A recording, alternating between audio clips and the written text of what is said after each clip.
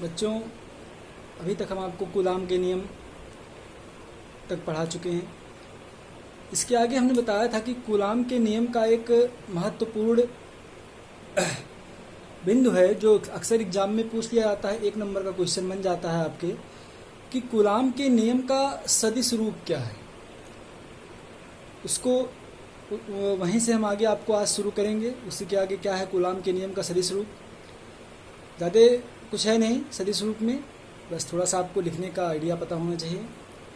बच्चों, इसके पहले हम आपको पढ़ा चुके हैं कि कूलाम का नियम F = 1/4πε0 Q1 Q2 divided by R²। यहाँ तक आपको पढ़ा चुके हैं। यहाँ पे जब वस्तु वायु या निर्वात में होगी, वायु या निर्वात में, तो आपको सिर्फ ε0 रखना है। अगर कोई माध्यम आ जा रहा है, कोई भी माध्यम हो, आपको न्यूमेरिकल नहीं मिलेगा, कोई भी माध्यम हो जिसका आपको कुछ ना कुछ परावैद्युतांक दिया रहेगा, के की वैल्यू कुछ ना कुछ आपको दी रहेगी, तो यहाँ पे इस सूत्र में आपको ε0 के कर देना है बस। F = 1/4πε0 के Q1 Q2 divided by R²। ये हो जाता है आपका कूलाम का नियम। कूलाम के नियम के सदिश रूप में,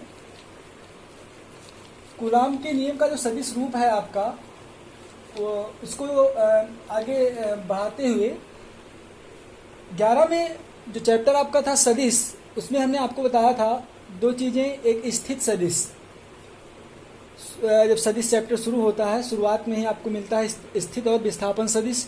उसमें आपको स्थित सदिश जो है वहीं से शुरुआत करते हैं। मान लेते हैं कि कोई XY आपका एक्सिस है, मूल बिंदु O है। मूल बिंदु के सापेक्ष बिंदु आपके 2 बिंदुओं पर आपके आवेश Q1 और Q2 2 आवेश आपके रखे हैं, जिनके स्थित सदिश क्रमशः वेक्टर R1 और वेक्टर R2 हैं। स्थित सदिश वेक्टर R1 और वेक्टर R2 हैं। जब हम Q1 से Q2 की तरफ जाएंगे कि Q1 के कारण, Q1 देखिए ध्यान दीजिएगा, Q1 के कारण Q2 पर लगने वाला बल, हम यहां शुरू करेंगे कि Q1 के कारण Q2 पर लगने वाला बल, Q1 के कारण Q2 पर लगने वाला बल, तो वेक्टर F लिखेंगे। Q1 के कारण Q2 पर लगने, ध्यान दीजिएगा, Q1 के कारण Q2 पर लगने वाला जो बल होगा उसकी दिशा होगी आपकी इधर की ओर। इसको लिखेंगे हम वेक्टर F21। क्या लिखेंगे? Vector F21। वेक्टर F21, ध्यान दीजिएगा, Q1 के कारण Q2 पर लगने वाला बल वेक्टर F21 इक्वल्स, बाकी सब वही रहेगा, 1/4πε0 वही रहेगा, Q1 Q2 अदिश राशि है वो भी वही रहेगा। विस्थापन जो नीचे आप R² लिखते हैं, वहां पे वेक्टर R यहाँ पे लिखेंगे 21 का स्क्वायर, R21 का।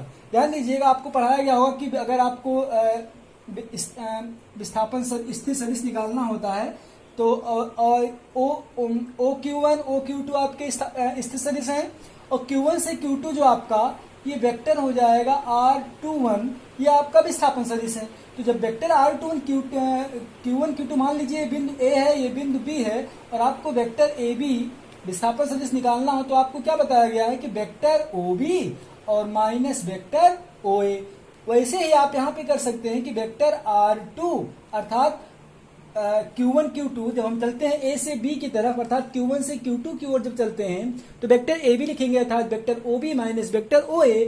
अर्थात जब R21 की बात करेंगे तो Q1 से Q2 पे जा रहे हैं, तो आपकी दूरी कितनी हो जाएगी?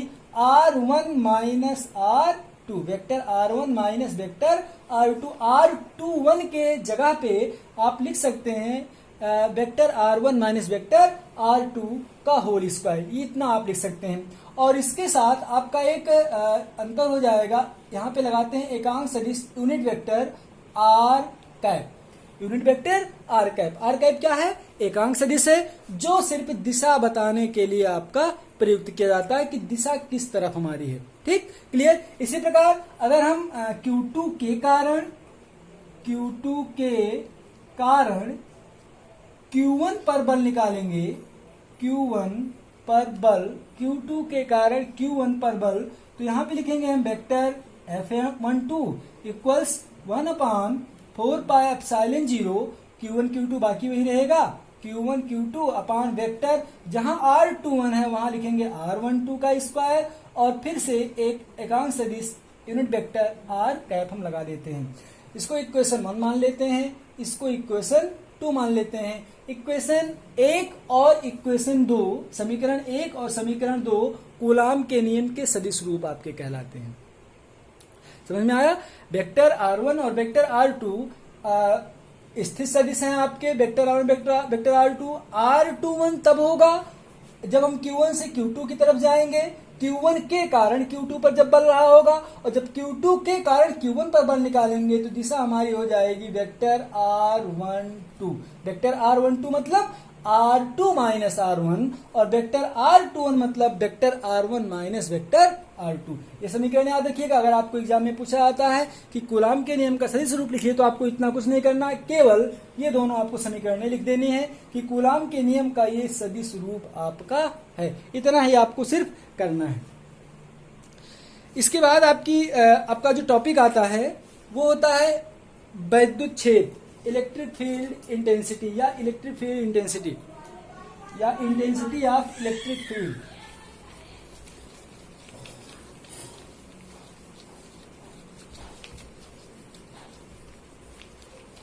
बच्चों याद होगा गुरुत्वाकर्षण में तमाम चीजें उसी की जैसी हैं। वहां पर भी आप पढ़े थे दो द्रव्यमान पिंडों के बीच लगने वाला बल। यहाँ पर आप पढ़ रहे हैं कि दो आवेशों के बीच लगने वाला बल। वहां पे आप पढ़े थे गुरुत्वीय क्षेत्र, यहाँ पे आप पढ़ेंगे वैद्युत क्षेत्र।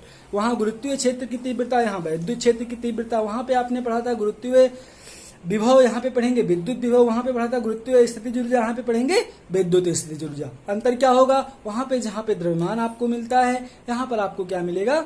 आवेश मिलता है। दोनों में यही अंतर है। तो विद्युत क्षेत्र आपका अगला जो टॉपिक है, अगला हेडिंग है विद्युत क्षेत्र। विद्युत क्षेत्र इंटेंसिटी ऑफ इलेक्ट्रिक फील्ड या इलेक्ट्रिक फील्ड से, इंटेंसिटी नहीं, इलेक्ट्रिक फील्ड।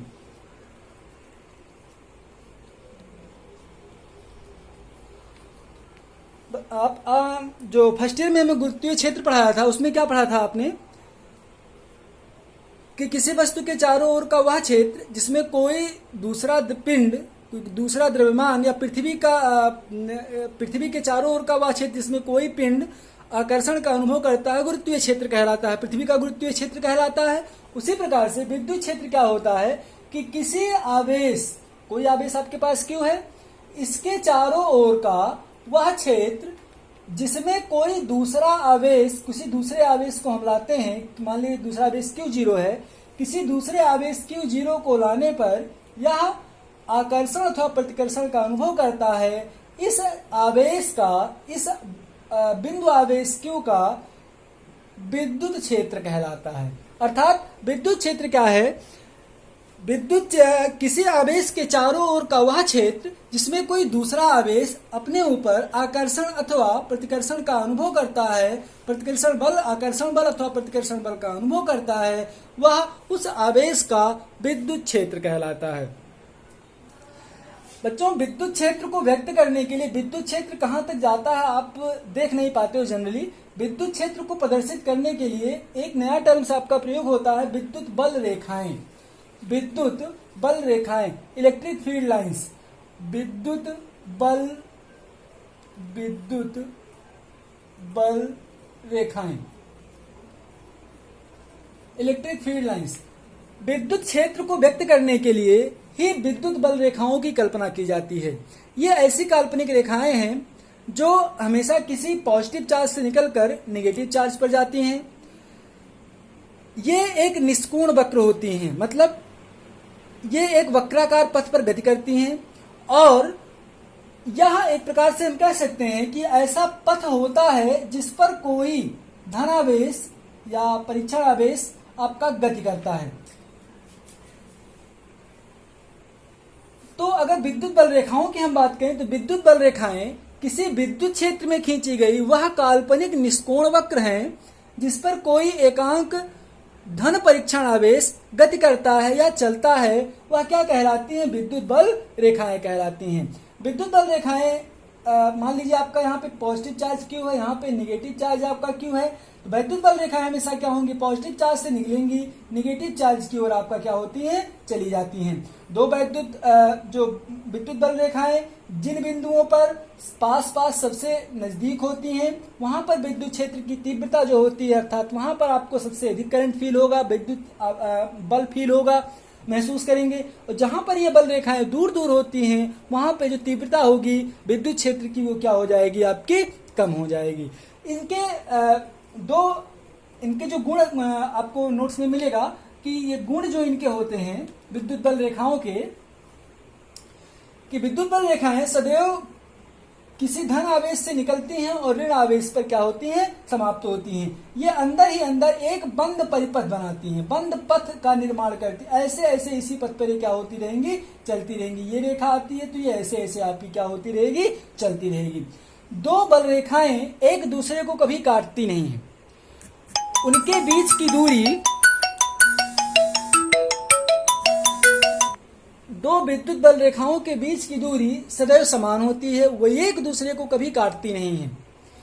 इसीलिए ये जो कहा जाता है कि विद्युत बल रेखाएं अगर किसी बिंदु पर हम विद्युत बल रेखाओं के किसी बिंदु पर